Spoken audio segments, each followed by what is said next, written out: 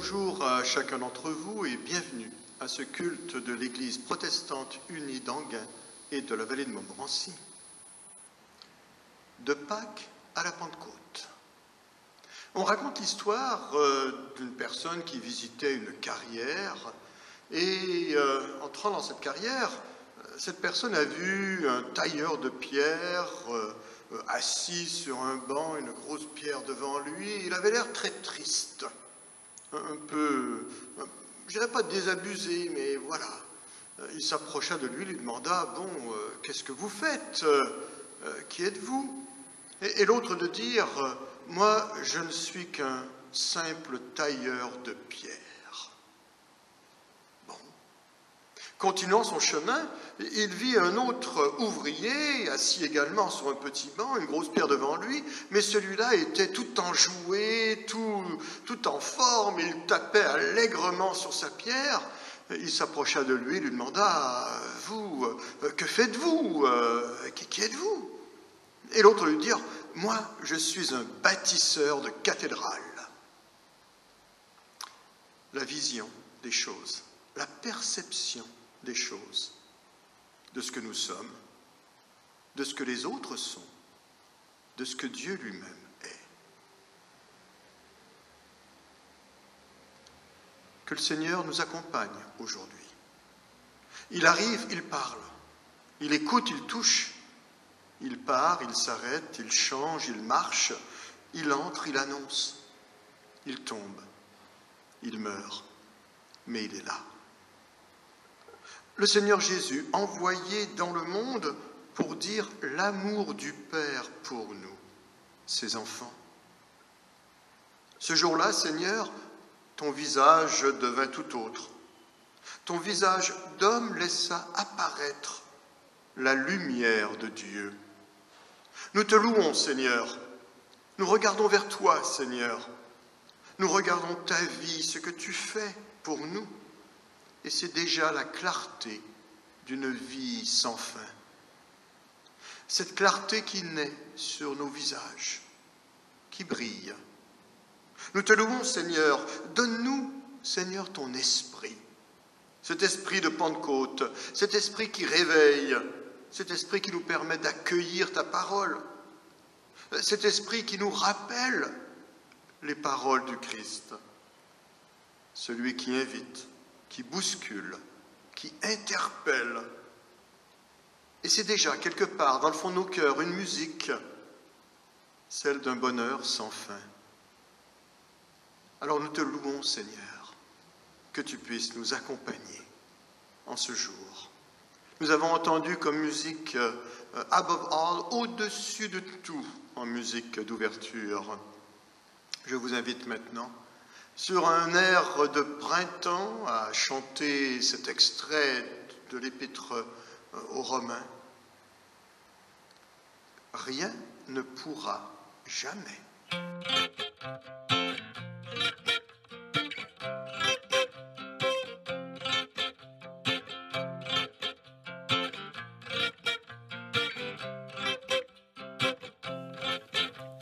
Rien ne pourra jamais nous séparer de l'amour donné. Rien ne pourra jamais nous priver de la liberté. Ni le malheur, ni l'inquiétude, ni toute la souffrance qui nous vient d'ailleurs. Aucune faim, aucune misère, ni les dangers que redoutent les veilleurs. Rien ne pourra jamais nous séparer de l'amour donné. Rien ne pourra jamais nous priver de la liberté. Aucune mort, aucune vie, ni la nuée des anges et des esprits. Aucun pouvoir, aucun combat, aucune force d'en haut ou d'en bas. Rien ne pourra jamais nous séparer de l'amour donné. Non, rien ne pourra jamais nous priver de la liberté. De Pâques à la Pentecôte, L'évangile de Jean, au premier chapitre, il y a ce grand prologue des versets 1 à 18. Nous en lirons quelques extraits. Les versets 1 à 5. Au commencement était la parole, et la parole était avec Dieu, et la parole était Dieu. Elle était au commencement avec Dieu. Toutes choses ont été faites par elle, et rien de ce qui a été fait n'a été fait sans elle. En elle était la vie, et la vie était la lumière des hommes. La lumière luit dans les ténèbres, et les ténèbres ne l'ont point reçue. Les versets 9 à 14. Cette lumière était la véritable lumière qui, en venant dans le monde, éclaire tout homme. Elle était dans le monde, et le monde a été fait par elle, et le monde ne l'a point connue. Elle est venue chez les siens, et les siens ne l'ont point reçue. Mais à tous ceux qui l'ont reçue, à ceux qui croient en son nom, elle a donné le pouvoir de devenir enfants de Dieu, lesquels sont nés, non du sang, ni de la volonté de la chair, ni de la volonté de l'homme, mais de Dieu. Et la parole a été faite chair, et elle a habité parmi nous, pleine de grâce et de vérité. Et nous avons contemplé sa gloire, une gloire comme la gloire du Fils unique venu du Père. Et le dernier verset de ce prologue. Personne n'a jamais vu Dieu. Le Fils unique qui est dans le sein du Père est celui qui l'a fait connaître. Et que le Seigneur bénisse la lecture de sa parole. Ce texte se termine avec cette phrase « Personne n'a jamais vu Dieu ». De Pâques à la Pentecôte, ce texte nous parle quelque part de Noël.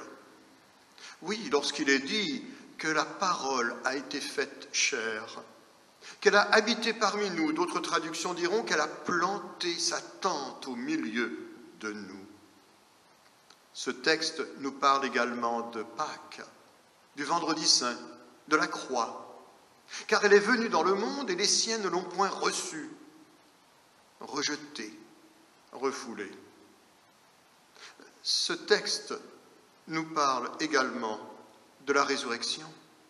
Nous avons contemplé sa gloire, comme la gloire qui a resplendi lorsque le Christ transfiguré sur cette montagne, alors qu'il parlait de sa mort et de sa résurrection, en compagnie de ces personnages légendaires que sont Moïse et Élie, et que cette gloire resplendissait sur cette montagne. Cette même gloire du Christ ressuscité, glorifié, rencontrant les femmes, les disciples, les apôtres. Ce texte nous parle également quelque part de la Pentecôte. Lorsqu'il est dit que nous pouvons devenir enfants de Dieu. En écho au chapitre 3 de l'évangile de Jean, 2 chapitres plus loin, où en discutant avec Nicodème, Jésus lui dira « il faut naître de l'esprit » et pas seulement de la chair. Mais il y a quelque chose d'autre, quelque part. Lorsqu'il dira à la Samaritaine, au chapitre 4, que les véritables adorateurs adoreront en esprit et en vérité. Mais lorsqu'il dira également, dans les chapitres 14, 15 et 16, que cet esprit qui est là, esprit de vérité, est là pour nous rappeler l'œuvre du Christ, pour rendre vivant dans notre cœur cette réalité de la relation avec Dieu, pour accomplir une transformation dans nos vies. Cet avocat, ce consolateur, selon les différents titres que l'on retrouve au Saint-Esprit. Mais revenons à cette phrase. Dieu, personne ne l'a jamais vu. C'est une évidence. Pourtant, l'être humain a besoin de voir. Rappelez-vous Thomas, il faudrait que je le touche. Mais Dieu ne se laisse pas voir. Ce mystère de Dieu a donné lieu à de multiples spéculations et interprétations. le Dieu créateur, à l'origine de notre monde, il s'est pourtant quelque part révélé dans la conscience humaine, notamment en lui donnant cette notion de l'éternité.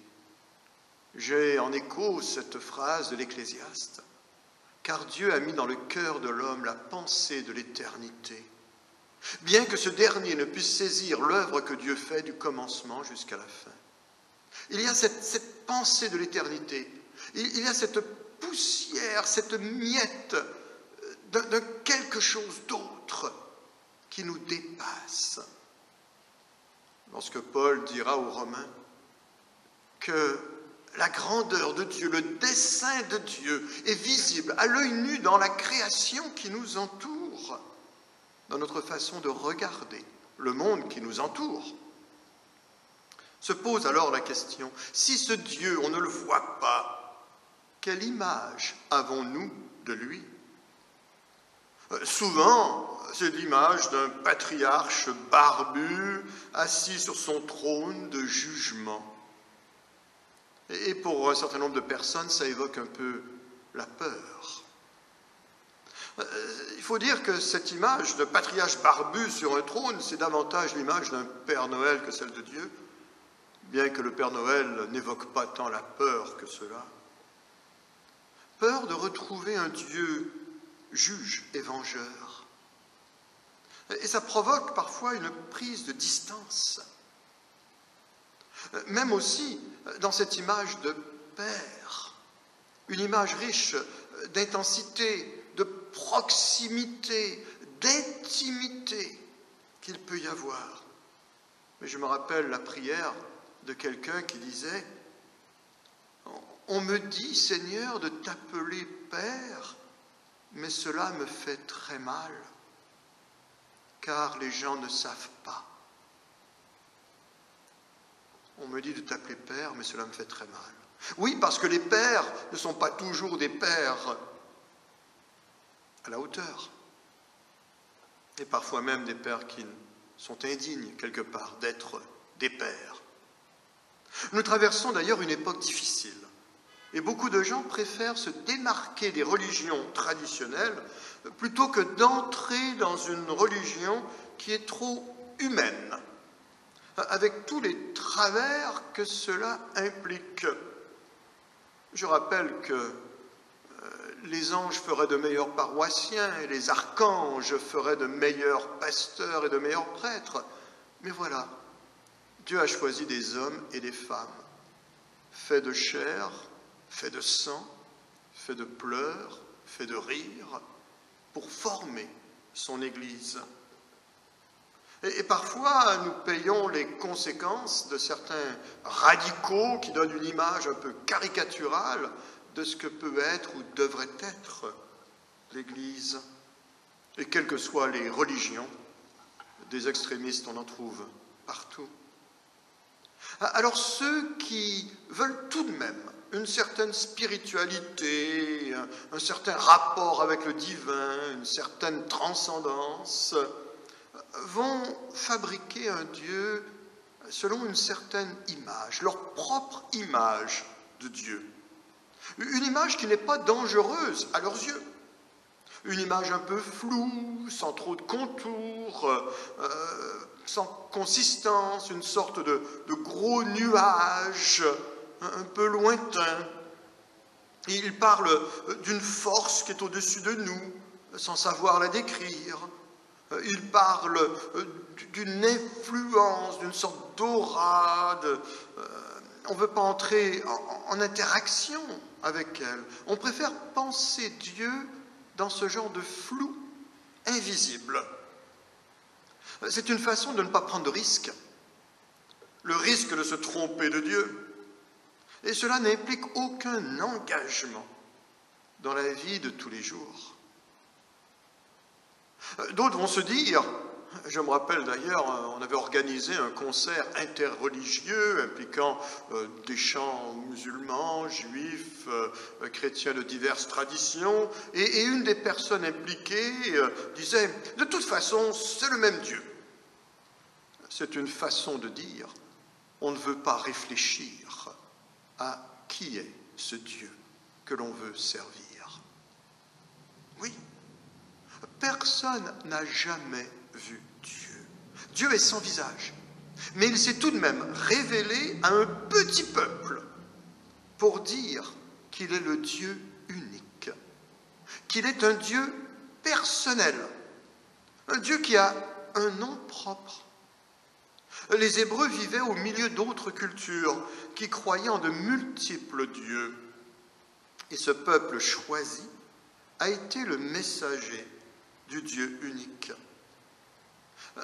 Cela a impliqué le respect de lois, notamment une interdiction même de prononcer son nom. D'ailleurs, les Juifs pieux n'écriront jamais le mot Dieu. Ils vont écrire soit D-I, trait d'union, E-U, pour ne pas écrire ou prononcer. Ils diront D au lieu de Dieu. Cette interdiction avait comme objectif de limiter la tentation de vouloir posséder Dieu, de vouloir tout savoir sur Dieu. Dans le texte de l'Exode, il est même interdit de regarder Dieu en face sans mourir. Pourtant, ces diverses précautions n'ont pas suffi à garantir une image fidèle de Dieu, car les gens voulaient voir et un veau d'or leur a suffi.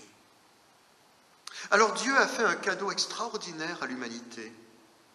Dans ce texte que nous avons lu, la parole a été faite chair. Parmi nous, elle a habité. Au milieu de nous, elle a planté sa tente. Cette incarnation célébrée à Noël. Et nous avons contemplé sa gloire, gloire du Fils unique venu du Père, plein de grâce et de vérité. Une autre traduction dira plein de tendresse et de vérité. Cette gloire du Christ glorifié, du Christ ressuscité. Mais entre les deux, il ne faut pas oublier, entre les deux, ce rejet. Car cette lumière venue dans le monde a été rejetée, les gens ont préféré l'obscurité. Ce texte nous invite à regarder Dieu autrement. Dieu a fait le cadeau de son Fils à l'humanité. Et le Fils, ce n'est pas une notion générationnelle.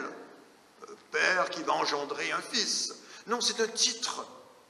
Un Fils qui vient raconter qui est le Père. Un Fils qui est l'image de ce Père. Chaque année, à Noël, on essaie d'aborder le mystère de l'incarnation sans pouvoir le comprendre, le saisir totalement. Chaque année, à Pâques, nous sommes également des témoins enthousiastes de la vie nouvelle donnée et promise, sans pour autant comprendre totalement la résurrection, sans saisir ce que représente réellement la croix. Je rappelle une phrase que j'avais déjà mentionnée. Seul Dieu peut savoir ce que cela représente d'être séparé d'avec lui-même. Et à la Pentecôte, dans quelques semaines, l'Esprit qui sera là, donné, offert, promis, pour faire de nous des témoins, pour nous transformer à l'image de son Fils, nous rappeler et rendre vivant l'enseignement du Christ. Mais à nouveau, son souffle nous échappe. L'invisible de Dieu nous questionne. Pourtant, dans le texte, il est dit que c'est Jésus qui vient questionner l'humain et le mettre devant ses responsabilités. Les gens demandent « Qui est Dieu ?» Jésus vient nous demander « Qui dites-vous que je suis ?» Personne n'a jamais vu Dieu, mais Jésus vient nous dévoiler le Père. Un Père qui nous appelle à la vie en nous donnant un frère. Jésus-Christ tisse du lien avec nous. Personne n'a jamais vu Dieu, mais le Fils qui est dans le sein du Père nous le révèle Recevoir Jésus-Christ comme Fils du Père, c'est savoir qu'on entre dans des interactions qui nous engagent. Croire que Dieu s'est incarné en un homme, c'est croire que nos relations humaines peuvent être habitées par plus grand que nous. Et ça, ce n'est pas de la religion, même si une certaine forme y est. C'est avant tout une relation. C'est peut-être pour cela qu'un certain nombre de nos contemporains ne veulent pas s'engager. Je me rappelle quelqu'un que j'appréciais énormément, à qui je disais, si on te démontrait clairement, sans aucun doute, que Jésus-Christ, Fils de Dieu, Dieu lui-même, venu dans le monde, témoin de l'amour, mort et ressuscité, est-ce que tu remettrais ta vie entre ses mains? Et cette personne, que j'estime toujours aujourd'hui, m'a répondu, non, non. Et en creusant un peu plus, c'est en fait la peur de changer, la peur de devoir changer, la peur de remettre sa vie entre les mains de quelqu'un d'autre, quelqu'un qui, quelque part, nous échappe un peu, la peur de mettre sa confiance en cet être suprême, la peur de ce qu'il peut nous demander d'arrêter de faire, ou ce qu'il peut au contraire nous encourager à faire. Quoi qu'il en soit, il y a cette peur qui est là. Et ce sera d'ailleurs un des mots récurrents qu'on retrouvera dans les évangiles. Peur, la peur. Depuis la Genèse, depuis le début de l'humanité, lorsque Adam, dans le jardin, dira « J'ai eu peur et je me suis caché de toi », parlant à Dieu. Peur du regard de Dieu, peur du regard de l'autre, peur du regard que l'on peut se porter à soi-même également. Oui, croire en Dieu par Jésus-Christ peut nous libérer de cette peur, peut nous changer, peut nous faire changer de vie, pour peu qu'on soit prêt à ouvrir notre cœur, prendre le risque, avancer. Dieu, personne ne l'a jamais vu. Seul Jésus-Christ nous le présente, nous le révèle, nous en montre le visage authentique. C'est lui qui vient nous parler de Dieu, qu'on le laisse nous parler et que le Seigneur nous accompagne. Et je vous invite à chanter, chantonner, un chant traditionnel, « Nous te chantons, ressuscité ».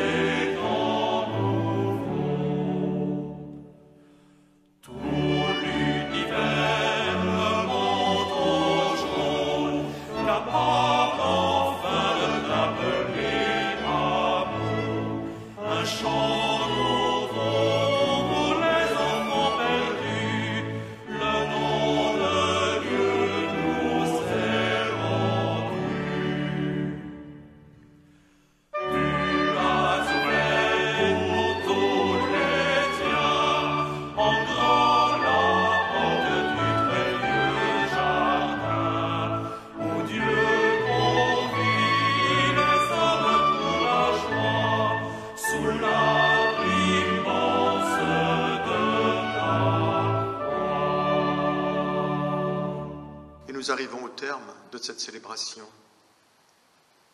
Dans l'aventure de la Bible, dans l'aventure de la vie, dans l'aventure de la foi, une voix crie dans le désert, « Préparez le chemin du Seigneur ».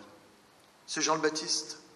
Il appelle hommes et femmes à changer de comportement. Et lorsqu'il voit Jésus, il le reconnaît et il déclare « Voici l'agneau de Dieu qui enlève le péché du monde. » Jésus rentre dans un village étranger avec ses disciples. Il les interroge sur ce que les gens disent de lui. Les disciples lui rapportent ce qu'ils ont entendu. Jésus alors leur pose cette question plus personnelle. « Et vous, qui dites-vous que je suis ?» Alors Pierre répond, « Tu es le Christ, le Fils du Dieu vivant. » Un père est tourmenté, son enfant est malade, il a un esprit muet qui le saisit, le précipite dans le feu ou dans l'eau.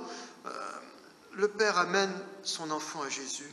« Si tu peux faire quelque chose, viens à notre secours, aie pitié de nous. » Jésus lui répond, « Tout est possible à celui qui croit. » Alors le père de l'enfant malade finit par murmurer, « Je crois, viens au secours de mon incrédulité. » Lazare, un ami, est mort. Marthe, Marie, ses sœurs sont tristes. Jésus va les trouver pour les consoler. Il parle d'espérance. Il annonce à Marthe qu'il est la résurrection et la vie. Marthe alors confesse sa foi. « Je crois que tu es le Christ, le Fils de Dieu qui vient dans le monde. » Un centurion, un militaire, ce jour-là, il est chargé de crucifier 3 agitateurs. Mais un des 3 est particulièrement insulté par la foule, par les gens. Tous sont contre lui. Pourtant, il garde le silence. Juste quelques mots, pour confier ses proches les uns aux autres. Quelques mots pour dire sa souffrance. Quelques mots pour accueillir la confiance. Quelques mots pour pardonner les gens autour de lui. Il meurt. Le centurion, alors, est bouleversé. Il prend la parole. Cet homme était véritablement Fils de Dieu. Thomas, l'un des 12, lorsque le ressuscité se montre aux disciples, il est absent. Ses amis lui racontent, mais Thomas reste incrédule. « Si je ne mets pas ma main dans la marque des clous, je ne croirai pas. » Jésus arrive, il s'approche de Thomas, lui prend la main et la met à son côté. Alors le disciple répond, « Mon Seigneur et mon Dieu. »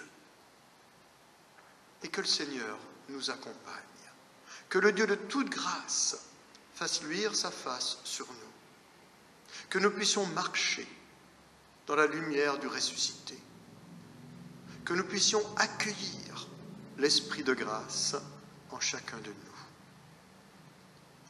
Recevez la bénédiction de Dieu, afin qu'en retour vous soyez vous-même source de bénédiction pour les autres autour de vous. Et bonne journée à chacun d'entre vous.